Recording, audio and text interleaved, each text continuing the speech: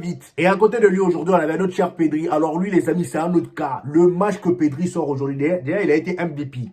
Pedri a été MVP. J'ai même envie de dire, c'est la moindre des choses. Le gars, il est trop fort. Il est trop fort. Mes frères madrilènes, excusez-moi si ça fait mal à certains, mais je pense que Pedri en ce moment, c'est le joueur le plus agréable à voir jouer. Quand il a le ballon sous les pieds, c'est tellement agréable. Il force rien. Tu le vois dès qu'il a le ballon, dès qu'il est pressé. Il est là, il court lentement. Mais personne ne le rattrape. Il fait la passe, il te fait des contrôles, des petits lobes par-ci par-là. Le lob qui te fait au milieu là. Je vous mets même quelques captures pour ceux qui n'ont pas regardé le match. Le lob qui te fait au milieu de terrain. Le joueur du Rayo Vallecano était perdu. Regardez déjà sur la photo. Il regarde devant lui alors que le ballon se trouve derrière déjà. Ça, c'est l'effet Pedri, les amis. Il est trop élégant. Et c'est aujourd'hui, j'ai encore plus compris la comparaison avec Iniesta parce qu'ils ont le même style, les amis. Il faut se dire la vérité. Hein.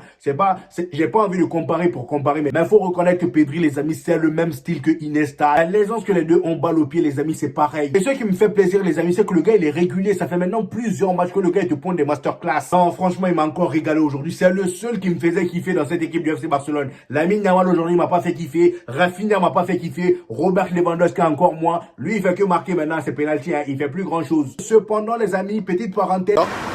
Des joueurs comme Rafinha ressortent. Pedri, les gars. Pedri, vous savez, je suis pour le Real et tout. Mais tu me dis à la fin de la saison, genre, Pedri, c'est un joueur du championnat. C'est une belle publicité pour la Liga. Si un joueur comme Pedri prend le trophée du meilleur joueur de Liga, c'est un honneur pour la Liga et c'est une très belle publicité parce que c'est un génie, parce que le ballon, tu lui offres des déplacements, tu lui offres... Et ça, c'est quelque chose que je répétais il y a longtemps.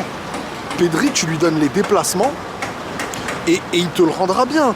Quand le Barça était en difficulté, je disais, mais Pedri, de toute manière, il dépend forcément du mouvement, il dépend d'une domination balle au pied. Si t'es une équipe qui sait pas faire un 1-2, t'as pas d'attaquant, bah forcément, Pedri, il va jouer au ballon, mais il va pas ressortir du match. Mais si tu lui offres des joueurs réalistes, des joueurs capables de faire des différences et tout ça, bah, c'est beau quand même, non? Voilà, Pedri, artiste, joueur simple, le type de joueur que tu ne peux que apprécier.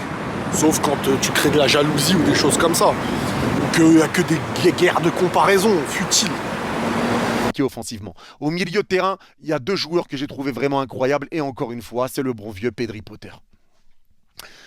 Pedri sort une prestation aujourd'hui, une prestation XXL, une prestation, encore une fois, il est monstrueux et j'ai l'impression de me répéter à chaque débrief avec lui.